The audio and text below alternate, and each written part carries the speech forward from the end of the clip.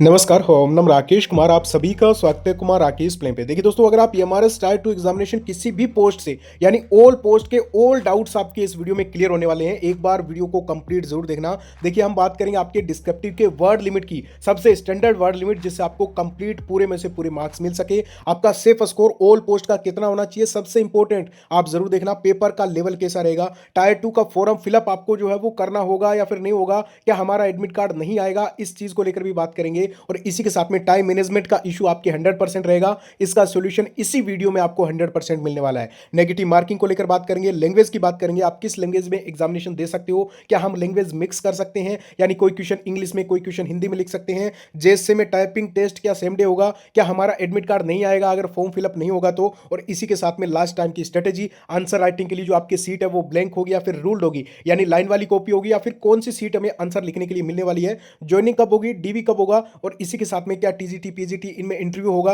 इन सभी चीजों को लेकर बात कर लेंगे। अंत तक एक बार जरूर देख लेना। और सबसे पहले आपको बता दूं एग्जाम डेट, यानी एग्जाम आपका सबसे, आपको मैं क्यों दिखा रहा हूं, क्योंकि आप ये चीज समझ सको कि कितने कम दिन आपके पास में बचे हैं, ठीक है, और किस टाइप की चीजें आप पढ़ रहे हो। सबसे पहले एक बार आप एग्जाम पैटर्न देखिए, थोड़ा सा देख लीजिए। 40 क्वेश्चन दोस्तों आपके ऑब्जेक्टिव के हैं 40 मार्क्स के, 15 क्वेश्चन डिस्क्रिप्टिव के हैं 60 मार्क्स के, और यहाँ पे 3 घंटे आपको मिलने वाले हैं। नेगेटिव मार्किंग वहाँ पे 1/3 रहने वाली है, नेगेटिव मार्किंग बहुत ज़्यादा रहेगी। और एग्जाम लेवल की बात करूँ, आपको कोई भी कुछ भी कहे, ध्यान रखना सीबीएसई पेपर बनाएगी, और सीबीएसई हमेशा से ही टॉप लेवल के एग्जामिनेशन बनाती आ रही है, टॉप लेवल के क्वेश्चन बनाती आ रही है, ठीक है। अगर आपका ईजी आ जाए तो फिर तो बढ़िया है, लेकिन हम लेके चलेंगे कि आपके हर उस टाइप के क्वेश्चन बनेंगे जो टॉप लेवल के होंगे, ठीक है। और आपका यहाँ पे टाइम मैनेजमेंट का इशू फिर 100% रहेगा अगर सही से पेपर बनता है तो आपको मैं बताना चाहूंगा, अगर आप MRS hostel warden, TGT, lab attendant, principal, JSA staff nurse, इन सबके जो मॉडल पेपर हैं, हूबहू जो पेपर में आप जिस टाइप के क्वेश्चंस आपके बन सकते हैं,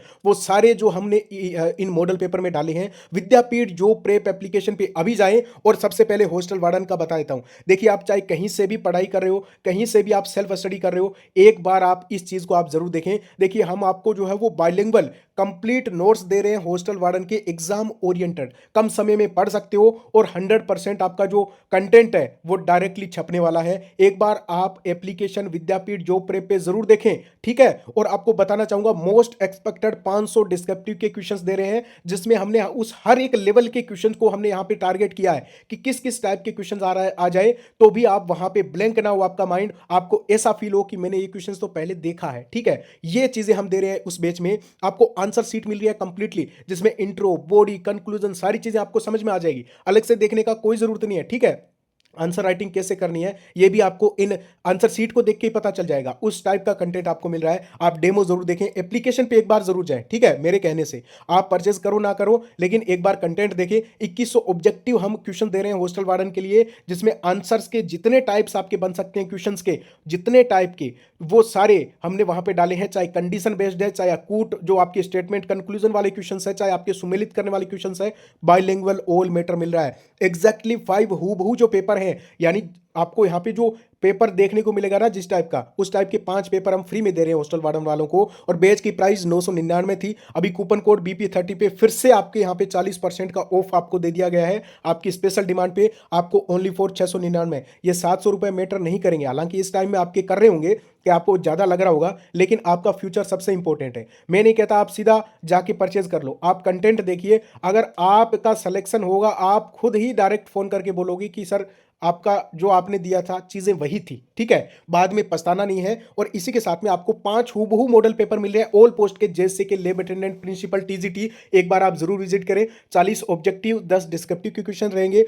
हाई क्वालिटी आपको यहाँ पे कंटेंट मिल रहा है, बाइलिंगुअल मिलेंगे, आंसर्स भी आपको उसी टाइप से दिए गए हैं। एक बार आप जरूर देखें, पेपर जरूर देखें, ठीक है। टाइम मैनेजमेंट का पता चलेगा आपको इस चीज से। ओनली फॉर 215 में कूपन कोड आपको इनके लिए लगाना है दोस्तों, KRPL, ध्यान रखना KRPL कूपन कोड लगेगा, जो मॉडल पेपर आपके लेब अटेंडेंट वगैरह, जेएसए वगैरह के, और बाकी हॉस्टल वार्डन वालों को BP30 से 40% का ऑफ देखने को मिल जाएगा। वर्ड लिमिट की बात करें, सबसे बेस्ट वर्ड लिमिट है 100 से 120 तक, क्योंकि आपका टाइम है ना, आपको लिमिट में टाइम मिल रहा है, तो आपकी हर एक सेकंड आपके लिए इंपॉर्टेंट होगा। तो आपको 8 से 9 मिनट मिलेंगे एक क्वेश्चन को करने के लिए, उसमें भी आपको देखना भी है, समझना भी है, सोचना भी है। तो आपके 8-2 मिनट में आप 100 से 120 वर्ड ही लिख सकते हो, इस चीज़ का ध्यान में रखें। अगर थोड़ा बहुत कम होता है, थोड़ा बहुत ज़्यादा होता है, वो क्वेश्चन पे डिपेंड करेगा। हालांकि 100 से 120 बेस्ट है, ठीक है। आपको अगर कोई भी डाउट हो, इन नंबर पे कांटेक्ट कर सकते हैं, हमसे पूछ सकते हैं और इसी के साथ में कंटेंट की जानकारी ले सकते हैं। लैंग्वेज की बात करें, किस लैंग्वेज में आप एग्जामिनेशन दे सकते हो, तो दोस्तों आप हिंदी और इंग्लिश किसी भी लैंग्वेज को चूज कर सकते हो। यानी आप अभी जिस लैंग्वेज में ज़्यादा कंफर्टेबल हो, उसको आप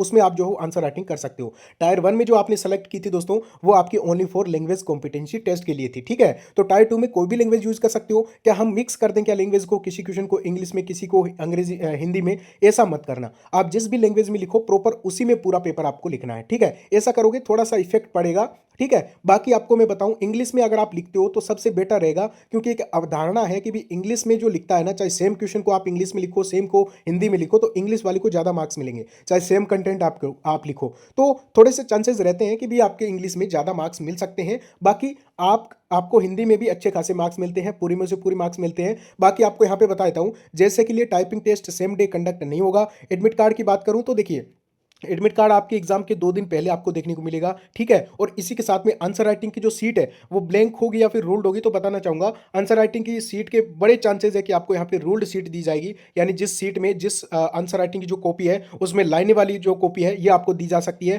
क्योंकि जो सीबीएसई के डिपार्टमेंटल वगैरह जो एग्जामिनेशन है हुए थे, उनमें इसी टाइप की कॉपी दी गई थी। बाकी आप ब्लैंक में भी थोड़ा बहुत प्रैक्टिस जो है वो अच्छे से करते रहें, क्योंकि आपको अगर ब्लैंक भी दी जाए तो आप उसके लिए भी रेडी रहो। आपके एक बार थोड़ी सी ज्वाइनिंग प्रोसेस बता दूं, उसके बाद में सेफ स्कोर और आपके टायर 2 फॉर्म फिलअप को लेकर बात करेंगे। तो देखिए, आपको सबसे पहले बताऊं, टायर 2 का जो रिजल्ट है वो मई तक आपको देखने को मिल सकता है। स्किल टेस्ट आपके जून या फिर जुलाई में कंडक्ट हो जाएंगे, आपके डीवी जुलाई में हो जाएगी। और ऑल पोस्ट की ज्वाइनिंग, जैसा कि सीबीएसई को इंस्ट्रक्शंस मिले हैं कि अगस्त तक आपका कंप्लीट ज्वाइनिंग प्रोसेस कंप्लीट हो जाएगा, ठीक है। यानी जुलाई अगस्त में ऑल पोस्ट को आपको यहाँ पे ज्वाइनिंग दे दी जाएगी। और इसी के साथ में, क्योंकि इनको नई वैकेंसी भी निकालनी है, आपके यहाँ पे नेक्स्ट फेज भी आपके ईएमआरएस का आने वाला है, ठीक है। 2026 लास्ट तक देखने को मिल सकता है।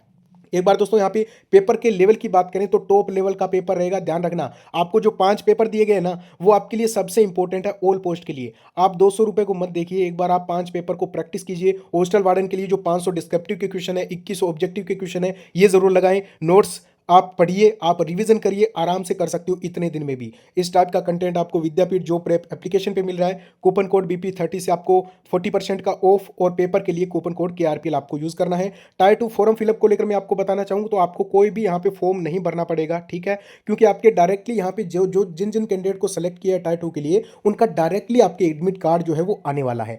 और इसी के साथ में अगर कोई अपडेट होती है टायर 2 फॉर्म फिलअप को लेकर, तो मैं आपको बता दूंगा। बाकी सीबीएसई ने 2025 में भी एग्जामिनेशन कंडक्ट करवाया था। सीबीएसई खुद की जो रिक्रूटमेंट थी जैसे सुपरिटेंडेंट का, उसमें भी इसी टाइप का प्रोसेस था।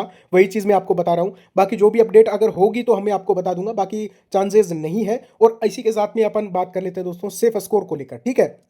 अब आपको सेफ स्कोर कितना लेके चलना है, सबसे इंपॉर्टेंट ये चीज़ आप जानना चाहते होंगे, मैं आपको बताना चाहूँगा। आपका यहाँ पे सेफ स्कोर ऑल पोस्ट का होना चाहिए कि आप डिस्क्रिप्टिव में 60 में से कम आप यहाँ पे 35 लेके आओ। ऑब्जेक्टिव के जो 40 मार्क्स है, उसमें से कम आपका टारगेट होना चाहिए कि 40 में से मैं 30 प्लस करके आऊँ, ठीक है। और डिस्क्रिप्टिव में 35 से 40 का आप जो टारगेट लेके चले। आप अगर यहाँ पे 70 नंबर का टारगेट लेके चलते हो, तो आपका यहाँ पे फाइनल सिलेक्शन हो जाएगा लगभग पोस्ट पे। अब किसी पोस्ट में हो सकता है थोड़ा बहुत ज़्यादा चली जाए, बाकी काफ़ी पोस्ट का बहुत कम भी रहेगा। और स्टाफ नर्स वगैरह जो पोस्ट है ना, इनमें जो मिनिमम क्वालिफाइंग मार्क्स यानी 25% और 30% ले आएगा, उनका भी सिलेक्शन हो जाएगा। तो स्टाफ नर्स के भी 5 पेपर अवेलेबल है, वो आप जरूर देखें। KRPL कूपन कोड लगाना है, और हॉस्टल वार्डन के लिए आपको BP30 कूपन कोड लगाना है। कोई डाउट हो दोस्तों कमेंट कर दें, फिर से मैं आपको बता दूंगा। ओके, थैंक यू, नमस्कार।